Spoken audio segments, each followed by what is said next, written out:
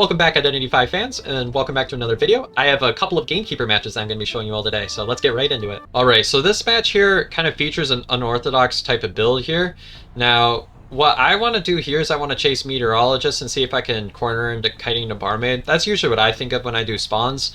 I usually want to pick a spawn that I think I have a chance at getting the survivors to kite into each other. So I kind of spawn in the middle here, kind of want to make my way to the Meteorologist, but if I catch Barmaid out in the open, I'll do that too. And yeah, let's hop into it. So right here, you can see I do exactly what I just said I would. And I like using my first two hooks just to catch right up to an initial survivor. And I actually get a really nice hook here, which gives me a first hit on Barmaid here. Now, this is one thing that I think makes Barmaid not so great against like Gamekeeper, is that she can tend to feed presence a lot, and Gamekeeper is very reliant, especially on a large map like this, of that max presence. And she ends up getting that off, but I mean, at what cost? I'm going to be able to get another hook here, and she doesn't even have a mixed drink, so it's going to be 3 hits and down, essentially. And she can't vault that window because I had placed that trap earlier. So if you're really mindful of like your trap placements, there's also some traps to be aware of, particularly around big boat and small boat, where if you place a trap, you can catch them really off guard. Off of the second boat, or off of where you vault off a big boat, you can place a trap at a bottom and really catch survivors off guard. You can do the same thing with the small boat.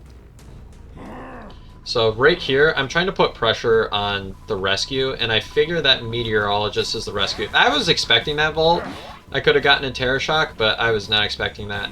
I also could have went for a teleport here. I honestly don't know why I didn't, but I could have done that. But I end up going for this, and honestly, this is just fine. I'm able to get a Terror Shock on the Meteorologist, taking me to max presence. And I have my next target like right in front of me, so honestly not too bad. And once again, I'm using hooks just to kind of block off of these areas. And if survivors aren't hiding behind the pallet, you can actually swing through and get that. You can see that's what I do. I end up taking her back to kind of this kind of palleted area because I knew that's where Meteorologist was, and I was gonna like pick her up and take her to the chair if I had known. Now the survivor here actually gets quite a decent rescue, and I end up I try to get something going on the Enchantress there, but now I have infinite hook. I don't feel too bad going so aggressive on this chair. They did get a nice backdoor rescue.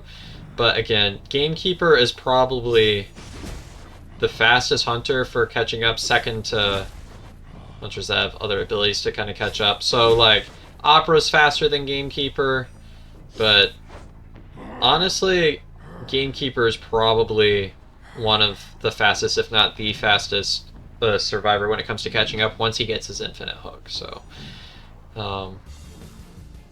this accessory actually looks pretty cool on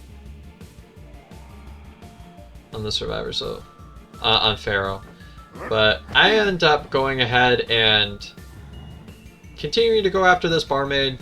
Now they end up buying quite a bit of time with that backdoor rescue, but my main job here is to make sure that I can actually get this hit off. I wait for my opportunity and strike, and actually I get even more aggressive here.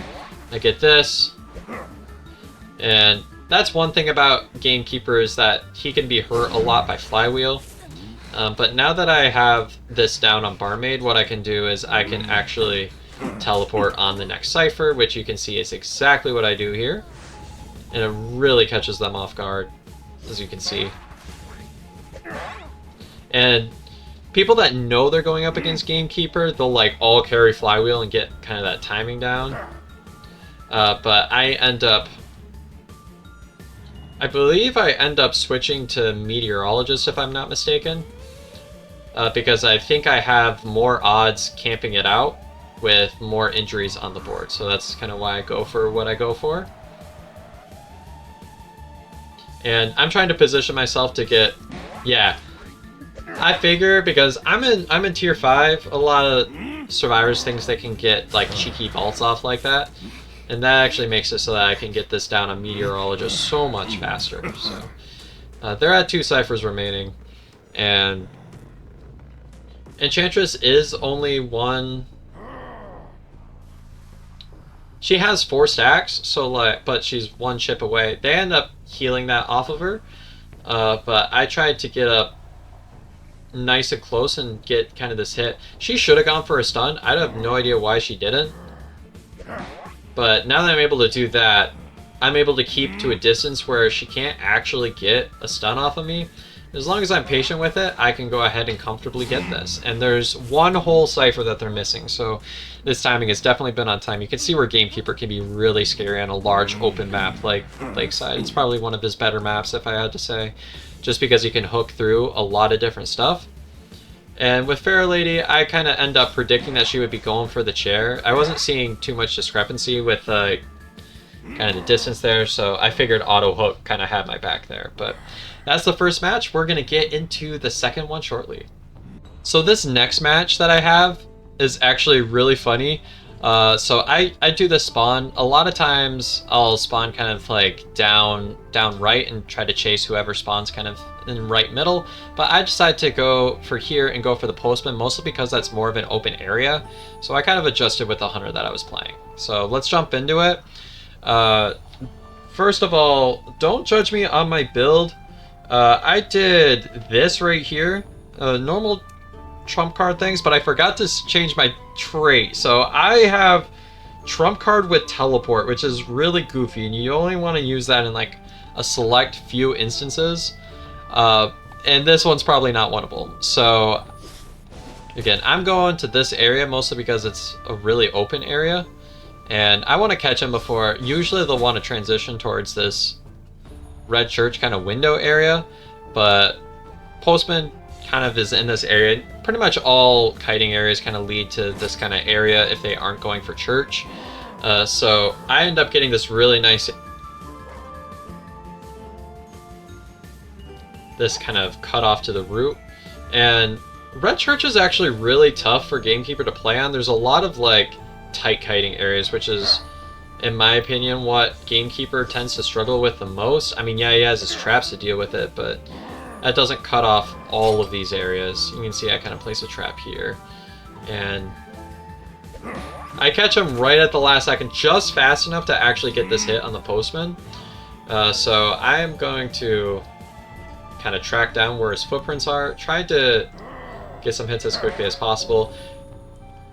This is something that I find a lot of like mid-tier survivors like to do, is they like to run quite a bit and then like double back as if I'm not going to try to predict that. And so I get this early down at 5 ciphers remaining with the postman. Now I have this random teleport that I still haven't quite decided what I want to do yet with. So I decided to go for this. I could have done the same thing if I had warp, but that allows me to get this instant follow-up here, where I get this hit on the batter and like postman kind of cancels everything. I'm trying to get like a hook here and end up getting, once again, once you've identified a survivor that does that thing where they try to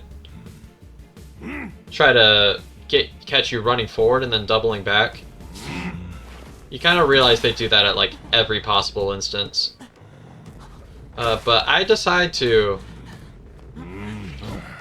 when I see the batter's down, I don't want batter to pick himself up and cause me issues, especially in this kind of walled off area. So I decided to just like kind of pick up the survivor and kind of go for that. So that's kind of why I decided to pick those kind of next events. And so here I'm trying to protect the chair kind of at all costs. I'm trying to go for a chip shot here. I don't know why she decides to do that, but I catch him, Perfumer going. That was kind of a little bit of a read on my part. The chair was kind of ending there, and then for some reason batter comes back, and I just realized that batter was running a Sui build. What is that?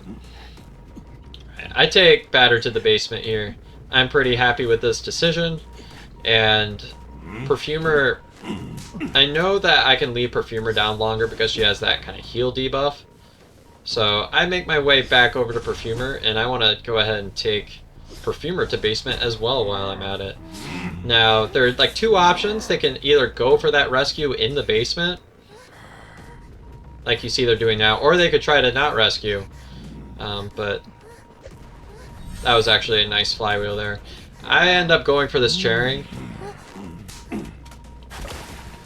And there's once again a lot of no tide type of things, so I'm just trying to watch guard this. I know that if they're all in basement, they can't decode, so it doesn't matter how long it takes me to take care of them. And now I see they're in the basement. And I see Batter's like not working his way out, so I'm able to get that hit pretty much for free, and Batter doesn't escape for free either. I mean, he does once I miss my hook, but I'm going to continue. Once again, as I always say, if Batter uses one of his balls, it's pretty good to take the time to go ahead and break it. So I go ahead, take Perfumer back to basement, and now I'm like so ahead. I have an opportunity to teleport if I want to, but you can see something you'll find later on is I do like a really cheeky trump card switch to try to do something, but obviously they're not going to be able to do a basement rescue. I kind of see that calibration error, and I try to like warp right on their butts, but I could have gotten the same. That was like a depth perception type of thing that happened. Alright, Meteorologist is there. I believe I switched to the battery. No. What am I saying? This right here.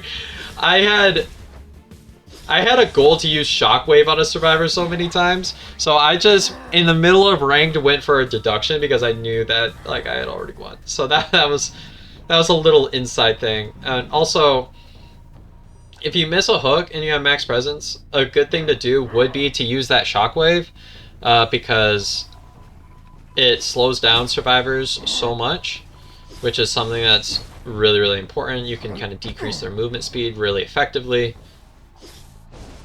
And by now they've already used their self-heal. And this is where I kind of say that Gamekeeper kind of struggles with tight cutting. I can use kind of my traps in this area, and quite frankly I probably should have, but I didn't really mind how long it was going to take. I kind of get this batter to be a little bit complacent. I thought I was doing proper manipulation of the hitbox to hit that, but Gamekeeper's hitbox is really weird, I find. But I kind of catch him off by scaring him with a hook, and now I get that down on the batter. And once again, at 3 ciphers remaining, I mean, I might as well go for the slug. And so this is kind of something that's a little bit annoying about like the final deduction thing.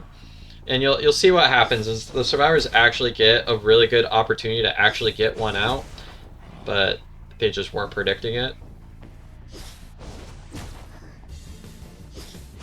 So it actually takes me a hot second to down this Meteorologist, mostly because of that flywheel.